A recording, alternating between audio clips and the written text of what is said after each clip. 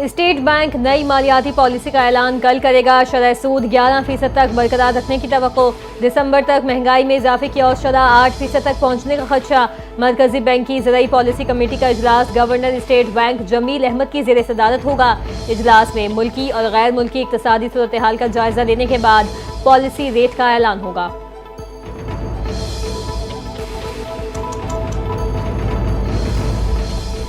आइंदा 15 रोज के लिए पेट्रोलियम मसनूआत की कीमतें बढ़ने का इम्कान।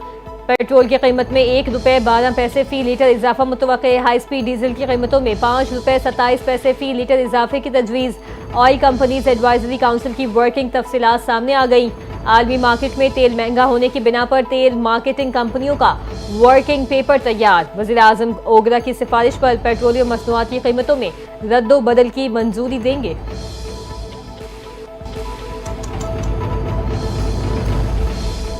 भारत और इजराइल की साजिशें नाकाम हो गईं। पाकिस्तान को ग्रे लिस्ट में शामिल नहीं किया गया।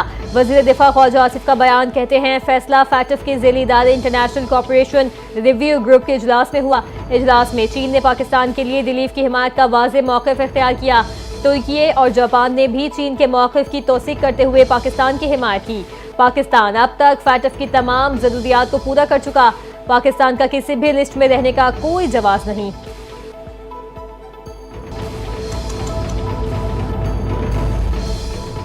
डिजिटल मीडिया अब सिर्फ इजहार नहीं बल्कि एक ताकतवर सियासी हथियार है। हमें नौजवानों को हक़ाइक़ से आगाह और मनफी प्रोपेगेंडे का मौसर जवाब देना है। सिंध के सीनियर वजीर शर्जील इनाम मेमन की पीपल्स पार्टी की डिजिटल टीम के इजलास में गुफ्तगू। इजलास में तरबियती वर्कशॉप्स और आलमी सतह पर पार्टी बयानियों को उजागर करने की तजावीज़ पर भी गौर हुआ।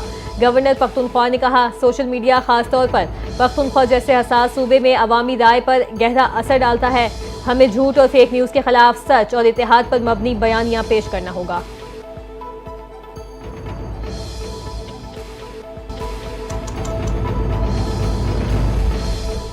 गिलगित में बारातियों की गाड़ी खौफनाक हादसे का शिकार। दूल्हे समेत 6 अफराद जाँ बहक हुए। रेस्क्यू हुकाम के मुताबिक हादसा छिल्लत नगर में पेश आया।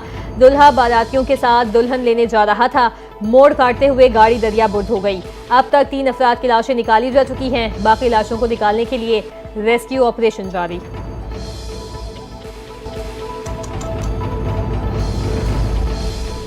कोरंगी में रेंजर्स और पुलिस की मुश्तरका कार्रवाई। MQM लंदन से ताल्लुक रखने वाला इंतहाई मतलूब मुलजिम गिरफ्तार कर लिया। तर्जुमान रेंजर्स सिंध के मुताबिक गिरफ्तार मुलजिम नूरुद्दीन टारगेट किलिंग, जमीनों पर कब्जे, भत्ताखोरी और डकैती की वारदातों में मुलविस था।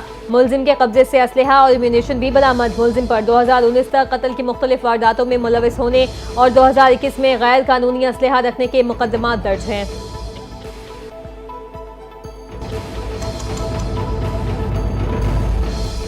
ईरान पर इजराइल के हमले अमरीकी मदद के बगैर मुमकिन नहीं थे। इजराइल ने हमारी एटमी तंसीबात पर हमला करके तमाम रेड लाइन्स अबूर की। पुरअमन जौहरी प्रोग्राम हमारा हक है। ईरानी वज़ीर ख़ारजा अब्बास इराक़ची की प्रेस कॉन्फ्रेंस, कहा दुनिया इजरायली जारियत का नोटिस ले। हमें इजराइल ने मौशी अहदाफ को निशाना बनाने पर मजबूर किया। ईरान किसी ऐसे माहदे का हिस्सा नहीं बनेगा जो उसे जौहरी तवानाई के हुसूल से रोके।